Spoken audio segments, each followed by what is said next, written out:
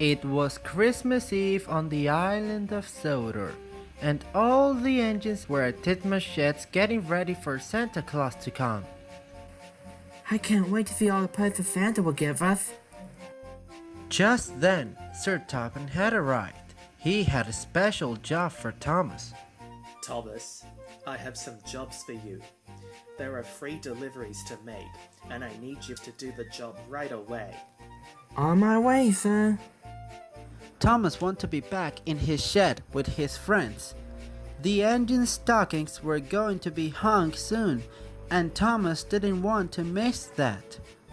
But Thomas was a really useful engine, and he had 3 deliveries to make, and they could not wait.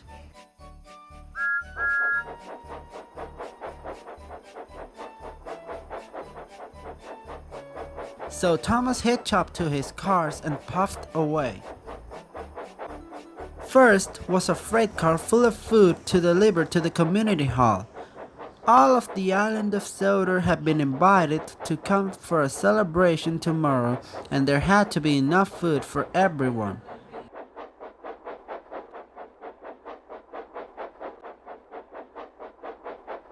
When Thomas arrived, there were many people around to help unload. Everyone was in a jolly mood and the work went quickly. Bless my buffers. Everyone's in a jolly mood for Christmas to come. Suddenly there was a shout. Miss Gidley had slipped on the snowy walk and dropped a bowl of cranberry sauce. She wasn't hurt, but she looked very funny, covered in sticky red goo from head to toe. She laughed along with everyone else. When she was back on her feet, she walked over to Thomas and gave him a sticky pat. Merry Christmas, Thomas. Thanks, Mrs. Kindly. And she went inside to clean up. You are ready to go, Thomas. You have a lot to do yet. Merry Christmas! And Thomas went off into the gently falling snow. His next stop was to the big school on the hill. Some of the children were unable to go home for the holidays, and Thomas had many parcels to deliver so that they wouldn't feel lonely. The snow was coming down a little harder, but he still had plenty of time to get back to the sheds before Santa Claus came. As Thomas pulled up near the entrance to the school, some of the teachers came out and helped to organize the unloading of the packages. The children were having a snowball fight. Splat! A red-haired boy in a green coat threw a large snowball that hit Thomas right on the side of his boiler. Hey, watch it!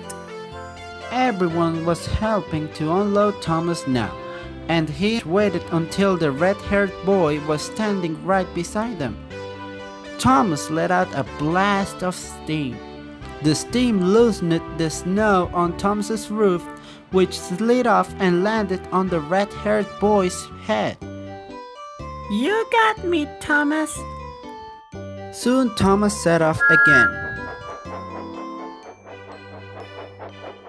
This delivery was the most important of all. Thomas had presents to bring to the children's hospital in Bakerstown. All of the children were counting on Thomas to make sure that their Christmas was a happy one. The snow was starting to get deep in some places. Thomas had to go carefully so as not to get stuck. The children are counting on me, and this will show Santa Claus what a really useful engine I am.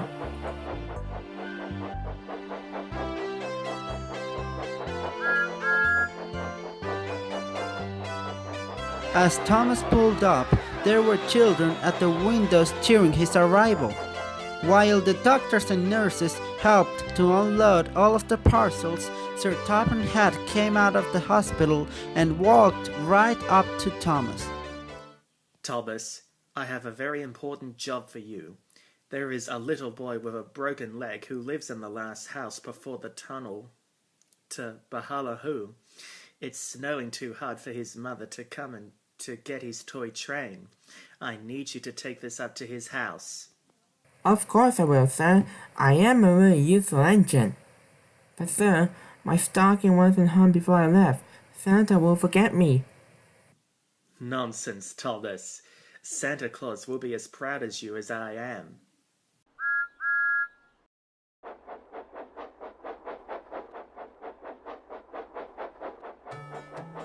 By now the wind was howling all around him, and there was so much snow blowing that it was hard to see.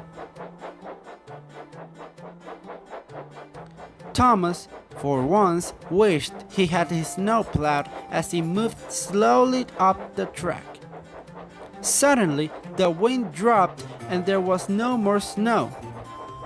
He had missed the house altogether, so he pulled up into the tunnel. He stopped and started rolling slowly backward until he could see the lights of the house next to the tunnel. Thomas whistled again and again, afraid he wouldn't be heard over the wind.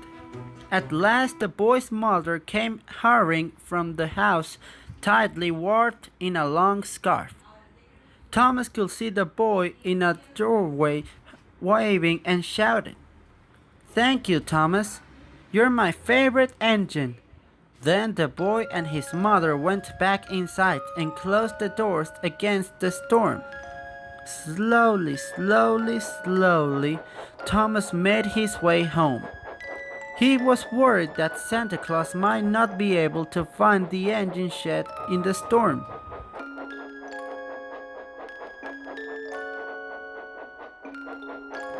When he finally got back to the shed, it was very late at night. The Christmas tree was still lit, and all of the engine stockings, including Thomas's, hung in a row.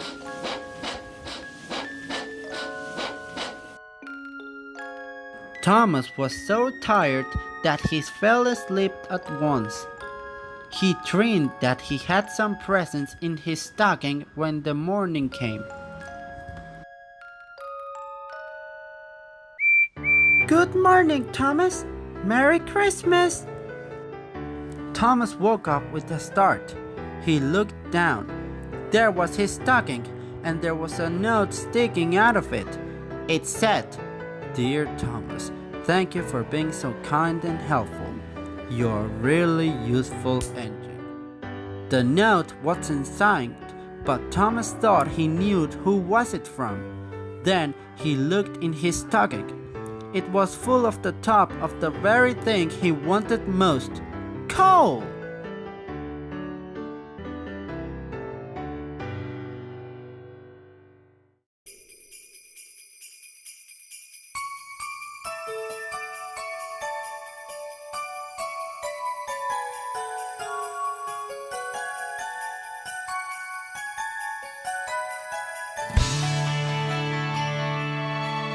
When I close my eyes, all I do is think of you. And I wonder if you feel the same way too. Will tonight be the night that everything will be just right? Beneath the wreaths of green, I see it in my dreams. We're all finding our way through another holiday, wrapping hopes and dreams in angels' wings tonight. Time to give and receive, but the only gift I need is to share this day and every day with you. On my Christmas list, there's a wish I hope will come true, that this holiday brings me one step closer to you. Let tonight be the night that every star's a diamond light, a smile in your eyes, a beautiful surprise. We're all finding our way through another holiday, wrapping